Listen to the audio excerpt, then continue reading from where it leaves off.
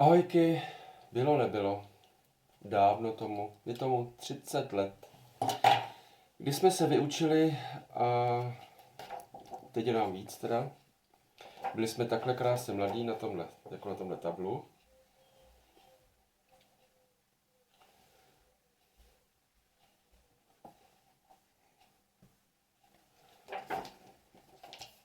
A chcete-li si zopakovat, připomenout, že jsme měli takhle nádherný salátový dodání norem, že jsme nosili krásný odznaky, teda jenom já asi, Rolling Stones, Judas Priest, Iron Maiden, krásný placky ty už nemám, tak se setkáme 26. června ve 3 hodiny odpoledne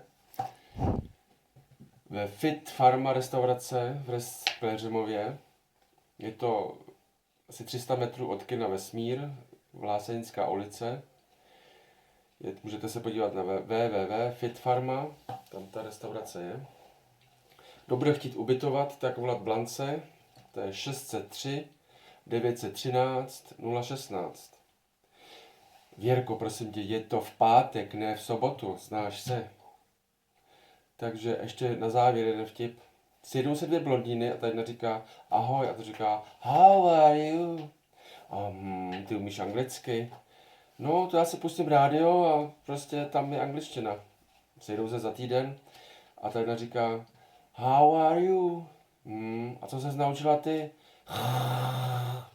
Takže čauky, 26. června, je to pátek, ve 3 hodiny odpoledne, restaurace Fit Pharma. Čauky. Ahoj.